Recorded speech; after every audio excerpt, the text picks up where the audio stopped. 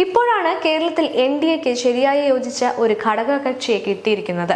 അത് 2020 ആണ്. ഇതുവരെ ചില കടലാസ് പാർട്ടികൾ ഉണ്ടായിരുന്നു.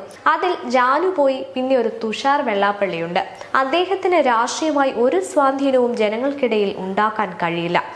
അണ്ണാൻ കുഞ്ഞും തന്നാലായത് എന്ന മട്ടിൽ ഇരിക്കട്ടെ എന്ന് മാത്രം. ഒരു വോട്ടെങ്കിൽ ഒരു വോട്ട്, അതിനെ നമ്മൾ മാനിക്കണം. മലയാള നാട്ടിലെ രണ്ട് ഉജ്ജ്വല വ്യക്തിത്വങ്ങളാണ് രാജീവ് ചന്ദ്രശേഖറും സാബു ജേക്കബും. ഏറ്റവും നികൃഷ്ട വ്യക്തിത്വം ആരെന്ന് നിങ്ങൾക്കറിയാം, ഞാനായിട്ട് പറയുന്നില്ല.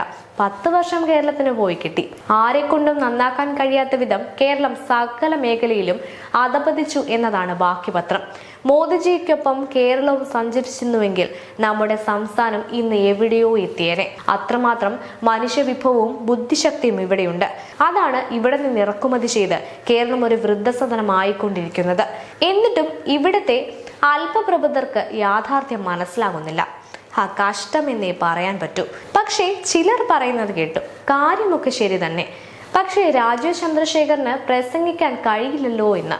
അണികളുടെ രോമം കമ്പിയാക്കുന്ന പ്രസംഗക്കാരനല്ല യഥാർത്ഥ നേതാവ്. നാടിനെ സാമ്പത്തികമായും സാമൂഹികമായും ധാർമ്മികമായും വികസനോന്മുഖമായും ഉയർത്തിക്കൊണ്ടുവരാനുള്ള ഭാവനയും കഴിവും ആത്മാർത്ഥതയും ഉള്ളവരാണ് ജനനേതാക്കൾ. അത്തരം നേതാക്കളാൽ സമ്പന്നമാണ് BJP. അതിൽ കേരളത്തിന് കിട്ടിയ മുത്താണ് രാജീവ് ചന്ദ്രശേഖർ.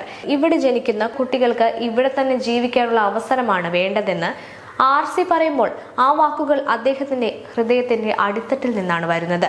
ശരാശരി രാഷ്ട്രീയക്കാരന്റെ ടൺ കണക്കിന് പ്രസംഗത്തെക്കാൾ മൂല്യമുണ്ട് ആ വാക്കുകൾക്ക്. ഭാവി തലമുറയുടെ പ്രതീക്ഷകൾക്ക് തിരികൊളുത്തുന്ന മഹത് വചനം. അടുത്ത ഭരണം കോൺഗ്രസിനോ മാർക്സിസ്റ്റിനോ എന്നത് കേരളത്തിലെ ഇന്നത്തെ ദുർവിധി മാറ്റാൻ പര്യാപ്തമല്ല. അതുകൊണ്ട് കേരളത്തിന് ഒരു 5 കൊല്ലം കൂടി വ്യർത്ഥമാകുമെന്ന് മാത്രമല്ല, തകർച്ച അതിന്റെ പരകോടിയിൽ എത്തുകയും ചെയ്യും. അറിഞ്ഞുകൊണ്ട് ഇരിക്കുന്ന കൊമ്പ് മുറിക്കുന്ന ഇമ്മാതിരി വോട്ടർമാർ കേരളത്തിൽ മാത്രമേ ഉണ്ടാകുകയുള്ളൂ എന്നാണ് തോന്നുന്നത്. 2 വിനാശ ശക്തികളാണ് കേരളത്തിലുള്ളത്. അതിലൊന്ന് കമ്മ്യൂണിസ്റ്റുകാരും മറ്റൊന്ന് ജിഹാദികളുമാണ്.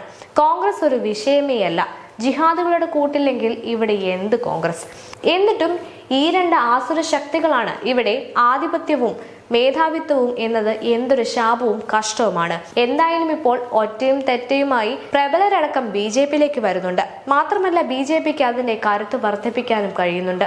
ഇനിയൊരു സദാനന്ദൻ മാസ്റ്റർ ഇവിടെ ഉണ്ടാകില്ല എന്ന് ഉറപ്പിക്കാം. വാടിക്കൽ രാമകൃഷ്ണനെ കൊന്ന കരാളഹസ്തങ്ങൾക്ക് പണ്ടേ പോലെ ശൗര്യമുണ്ടാകില്ല. നശിക്കേണ്ട ശക്തികളെ കാലം തന്നെ തുടച്ചു മാറ്റുമെന്നത് ചരിത്രം നൽകുന്ന പാഠമാണ്. സർവാധിപതികൾ നീണ്ടവണ ചരിത്രമില്ല. ഹിന്ദു ക്രൈസ്തവ ഐക്യം ഈ കാലഘട്ടത്തിന്റെ അനിവാര്യമാണ്. BJP 2020 ഐക്യം നല്ലൊരു തുടക്കമാണ്.